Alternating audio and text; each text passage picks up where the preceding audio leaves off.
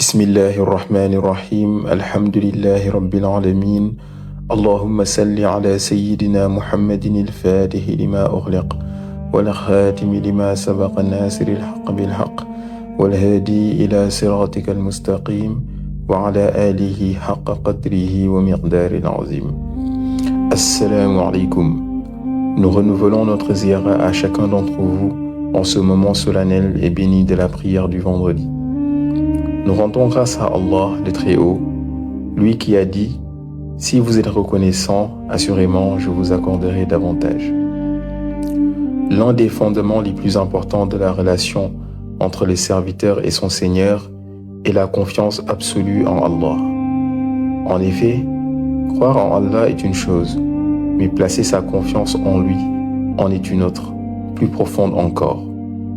C'est pourquoi les sages disaient « Beaucoup croient en Allah, mais peu lui accordent véritablement leur confiance. » Or, Allah nous invite constamment à nous abandonner à lui avec sérénité et certitude, convaincus que sa sagesse embrasse toutes choses et que sa miséricorde précède sa colère. C'est dans cet esprit que le Très-Haut ordonna à son prophète Muhammad sallallahu alayhi wa sallam de proclamer « S'il se détourne, alors dit « Allah me suffit, il n'y a de divinité digne d'adoration que lui, en lui je place ma confiance et il est le Seigneur du trône immense. » Le prophète Muhammad sallallahu alayhi wa sallam savait parfaitement que malgré son rang éminent auprès d'Allah, malgré le fait qu'il soit le meilleur de la création et le sceau des messagers, il ne ferait pas l'unanimité parmi les hommes. Certains l'accueilleraient avec foi et amour, tandis que d'autres le rejetteraient, le combattraient et chercheraient à éteindre sa lumière. Pourtant, jamais il ne laissa ses oppositions ébranler sa confiance en Allah. Son cœur demeura constamment attaché à son Seigneur, avec une certitude inébranlable en sa promesse et en son secours. C'est de cet enseignement prophétique que découle la confiance que tout croyant doit placer en Allah. Cette confiance doit illuminer notre existence tout entière, dans notre rapport à nous-mêmes, dans l'accomplissement de nos responsabilités terrestres, dans les épreuves que nous traversons, mais également dans notre espérance de la vie future. Allah le Très-Haut dit « وَلَلْآخِرَةُ خَيْرٌ لَكَ مِنَ الْأُولَى » Et certes, l'au-delà est meilleur pour toi que la vie présente. Cette parole divine fut adressée au prophète Muhammad sallallahu alayhi wa sallam comme un immense réconfort face aux injustices, aux difficultés et aux persécutions qu'il subissait. Allah lui annonçait ainsi une issue heureuse, une récompense incomparable et une élévation éternelle dans l'au-delà. Le prophète sallallahu alayhi wa sallam savait parfaitement que malgré son rang éminent auprès d'Allah, malgré le fait qu'il soit le meilleur de la création et le sceau des messagers, il ne ferait pas l'unanimité parmi les hommes. Certains l'accueilleraient avec foi et amour, tandis que d'autres le rejetteraient. Pourtant, jamais il ne laissa ses oppositions ébranler sa confiance en Allah. Son cœur demeura constamment attaché à son Seigneur, avec une certitude inébranlable en sa promesse et en son secours. C'est de cet enseignement prophétique que découle la confiance que tout croyant doit placer en Allah. Cette confiance doit illuminer notre existence tout entière, dans notre rapport à nous-mêmes, dans l'accomplissement de nos responsabilités terrestres, dans les épreuves que nous traversons, mais également dans notre espérance de la vie future. Le jour de la résurrection, le rang du prophète sallallahu alayhi wa sallam sera manifesté à toute la création. Allah lui accordera l'intercession suprême, la station louée vers laquelle se tourneront les créatures en quête de secours. Son mérite sera reconnu par les prophètes eux-mêmes, ainsi que par les saints, les savants et les serviteurs vertueux d'Allah.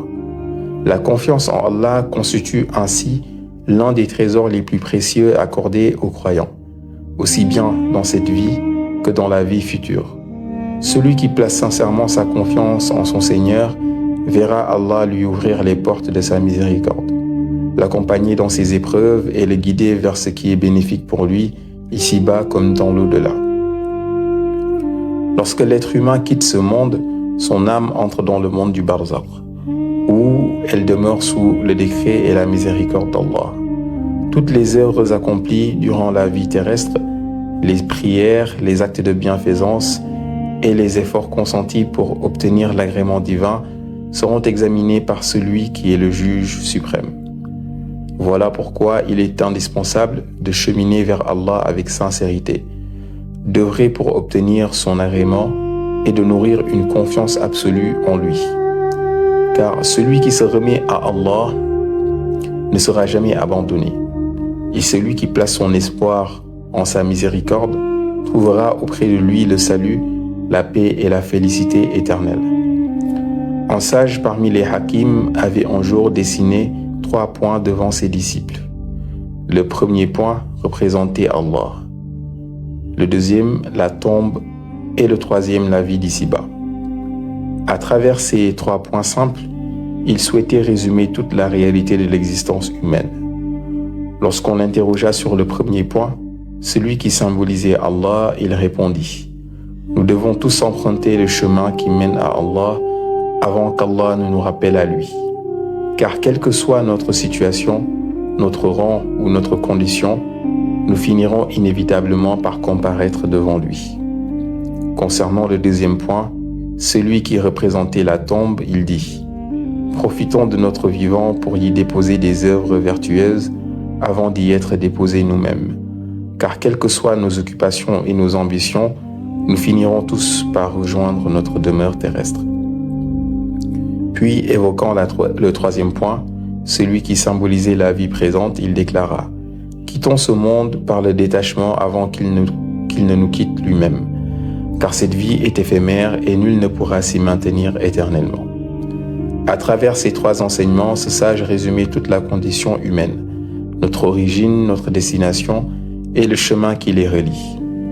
Réfléchissons alors à la situation de celui qui prétend ne se soucier ni d'Allah, ni de la religion, ni de la prière, ni des recommandations divines. Trompé par son pouvoir, sa richesse, sa renommée ou son statut social, il peut s'imaginer autosuffisant et invulnérable. Pourtant, malgré cette illusion de grandeur, il ne pourra échapper à la rencontre avec son Seigneur, car toute créature est appelée à retourner vers celui qui l'a créée. C'est pour cette raison que le prophète Muhammad sallallahu alayhi wa sallam, lorsqu'il apprenait le décès d'une personne, rappelait cette vérité fondamentale en disant « Inna lillahi wa inna ilayhi raji'un » Certes, nous appartenons à Allah et c'est vers lui que nous retournerons. Ainsi, même celui qui refuse de suivre le chemin d'Allah et qui se détourne de ses commandements finira inévitablement par retourner vers lui. Nul ne peut échapper à cette rencontre ultime. Lorsque tu visites un cimetière, tu y vois des hommes et des femmes qui, autrefois, possédaient parfois davantage de richesses, de prestige, d'influence ou de pouvoir que toi. Certains étaient profondément attachés au plaisir de ce monde et pensaient que leur situation durerait toujours. Pourtant, aujourd'hui, ils reposent sous la terre. Ils ne peuvent plus jouir de ce qu'ils possédaient, ni revenir pour accomplir ce qu'ils ont négligé. Tous les biens qu'ils ont laissés derrière eux sont demeurés dans ce monde. Leurs proches sont retournés à leurs occupations. Leur rang social a disparu. Une seule chose les a accompagnés dans leur tombe, leurs œuvres. L'être humain entre seul dans sa tombe. Là, il se retrouve face aux conséquences de ce qu'il a accompli durant sa vie terrestre. Heureux celui qui a rempli son existence de foi, de bonnes actions et de sincérité envers son Seigneur. On peut comparer cela à une personne qui acquiert un terrain. Au début, ce terrain est vide. Alors, elle commence à le clôturer. Puis, elle rassemble les matériaux nécessaires. Elle achète des briques, du ciment, construit progressivement une pièce, puis une maison, l'aménage et la rend habitable. Si elle ne faisait aucun effort, le terrain resterait nu et inutilisable. Il en est de même pour la tombe. La différence est que dans le monde visible, l'homme doit chercher lui-même un terrain. Mais dans le monde de l'invisible, al-ghaib, Allah a déjà réservé à chacun sa demeure terrestre. Il appartient alors à chaque serviteur de construire cette demeure par ses bonnes œuvres, sa foi et son obéissance à Allah. À ce sujet, le savant El-Hajj Mustafa Gueye fut un jour interrogé sur le manque d'espace dans les cimetières Quelqu'un lui demanda « Ne faudrait-il pas trouver une solution au risque de ne plus pouvoir enterrer les morts ?»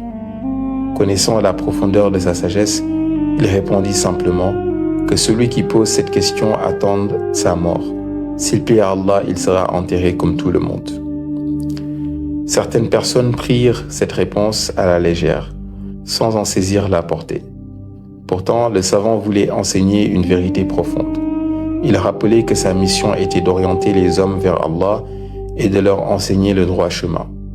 Quant à la destinée de chacun dans l'au-delà, elle relève entièrement de la science et de la sagesse divine. Allah a déjà déterminé pour chaque être humain l'endroit où il reposera après sa mort. Ce qui demeure entre nos mains aujourd'hui, c'est la préparation de cette demeure future. Chacun construit sa tombe spirituelle par ses actes, soit en la transformant en un jardin parmi les jardins du paradis, soit qu'Allah nous en préserve en une demeure de regret et de châtiment. C'est pourquoi le croyant avisé ne se préoccupe pas seulement de bâtir sa maison ici-bas, il s'efforce surtout de bâtir son avenir auprès d'Allah par la prière, la sincérité, la générosité, le bon comportement et la confiance absolue en son Seigneur. Car lorsque viendra l'heure du départ, seule cette construction spirituelle l'accompagnera dans la demeure éternelle. En réalité, la préparation de la tombe repose avant tout sur les œuvres qu'Allah a agréées de son serviteur. Cette préparation commence par le respect des prescriptions fondamentales qu'Allah a imposées à ses croyants. La prière, le jeûne du Ramadan, la zakat et le pèlerinage à la maison sacrée. Cependant, chacune de ces obligations est liée à des conditions particulières. Le pèlerinage n'est prescrit qu'à celui qui en possède les moyens physiques et matériels. La zakat concerne celui à qui Allah a accordé une richesse atteignant le seuil requis. Quant au jeûne du Ramadan, il est demandé à celui qui dispose de la capacité physique nécessaire pour l'accomplir. Mais lorsqu'il s'agit de la prière, son statut est particulier. Elle constitue le pilier central de la religion et précède toutes les autres formes d'adoration. C'est pourquoi les savants ont toujours souligné son importance exceptionnelle. Si la prière est correctement accomplie, elle ouvre la voie à l'acceptation des autres œuvres. En revanche, si elle est négligée ou délaissée, le serviteur s'expose à une immense perte. La prière est donc la première des priorités dans la vie du croyant. Aucune autre adoration ne peut lui être préférée, ni lui être substituée. Elle est le lien quotidien qui unit le serviteur à son Seigneur. La lumière du cœur est le fondement de toute élévation spirituelle. Malheureusement, nous constatons dans notre société que certaines personnes accordent davantage d'importance à leur travail, à leurs occupations ou à leurs intérêts personnels qu'à l'accomplissement de leurs prières. Elles reportent parfois l'appel d'Allah au profit d'activités dont elles ignorent si elles leur seront encore utiles demain. Pourtant, lorsque l'être humain quitte ce monde, les vivants se rassemblent pour accomplir la prière funéraire en sa faveur et invoquer la miséricorde divine pour lui. Cette situation devrait nous amener à réfléchir. Si les croyants demandent à Allah d'accorder sa miséricorde aux défunts après sa mort, combien plus important est-il pour chacun d'entre nous de rechercher cette miséricorde durant sa vie, par la prière, les invocations et l'obéissance à Allah. Le croyant intelligent anticipe cette réalité. Il ne se contente pas d'attendre que les autres invoquent pour lui après son départ. Il construit lui-même son avenir spirituel par ses actes et son attachement à son Seigneur. C'est pourquoi aucune œuvre surérogatoire ne doit prendre le pas sur une obligation religieuse. Il arrive parfois que certaines personnes soient engagées dans le zikr ou d'autres formes d'adoration lorsque la prière obligatoire commence. Par manque de connaissances, elles poursuivent leur récitation au point de manquer une partie de la prière en assemblée. Or, lorsque l'heure de la prière obligatoire arrive, toute autre adoration doit s'effacer devant elle. Le croyant interrompt son zikr, accomplit sa prière, puis reprend ses invocations s'il le souhaite. La prière n'annule pas le rappel d'Allah. Au contraire, elle en constitue la forme la plus élevée et la plus parfaite. Les 5 prières obligatoires occupent ainsi la première place parmi les actes de rappel d'Allah, et elles doivent être accomplies dans les heures fixées par le Seigneur des mondes. Inna salata kanat ala al-mu'minina kitaban mawquta. Certes, la prière demeure pour les croyants une prescription à des temps déterminés. C'est pour cette raison que les prières ont été prescrites à des moments bien déterminés. Ainsi, la prière du Fajr possède son horaire particulier, suivant de la prière de Subh. C'est d'ailleurs à ce moment que l'on entend l'appel du muezzin proclamer « As-salatu khayrun minan nawm » La prière est meilleure que le sommeil. Par cet appel béni, le croyant est invité à quitter son repos pour répondre à l'appel de son Seigneur. Il accomplit alors les 2 unités de prière recommandées avant le Fajr et se prépare à la prière obligatoire du Subh. Il en est de même pour les autres prières, le Tisbar, Zuhr, le Takusan, Asr, le Maghrib, l'Isha, ainsi que les prières de Shaf' et Witr. Chacune possède son temps et sa période déterminée. Il convient toutefois de comprendre que ces horaires ne reposent pas uniquement sur les indications précises de nos montres modernes. À l'époque du prophète Mohammed sallallahu alayhi wa sallam, les musulmans ne disposaient pas de montres pour mesurer les heures et les minutes. Ils se fondaient sur les signes naturels permettant de reconnaître les différents moments de la journée et de la nuit. Aujourd'hui encore, certaines divergences d'interprétation subsistent concernant les horaires de certaines prières. Ainsi, certaines communautés accomplissent la prière du Zuhr à 13h30, d'autres à 14h et d'autres encore quelques minutes plus tard. Il en va de même pour l'intervalle observé entre la prière de Fajr et celle de Subh. Par exemple, dans certaines mosquées, après la prière de Fajr, les fidèles attendent 5 minutes avant de commencer le Subh. Ailleurs, l'attente peut être de 10 ou 12 minutes. Ces différences résultent d'interprétations fondées sur les enseignements transmis par les savants. Les traditions rapportent qu'à l'époque du prophète sallallahu alayhi wa sallam, l'intervalle entre ces 2 moments correspondait approximativement au temps nécessaire pour réciter une 50aine de versets du Coran avec calme et recueillement. Certains savants ont estimé que cette durée équivaut à quelques minutes seulement, tandis que d'autres l'évaluent différemment. Ces divergences d'interprétation existent depuis les premières générations de musulmans. L'islam ne condamne pas les divergences lorsqu'elles reposent sur une recherche sincère de la vérité à partir du Coran et de la Sunna. Cependant, toute interprétation doit toujours demeurer attachée aux sources authentiques afin d'éviter l'égarement. Par ailleurs, lorsqu'un fidèle accomplit la prière derrière un imam, il doit formuler l'intention de le suivre du début jusqu'à la fin de la prière.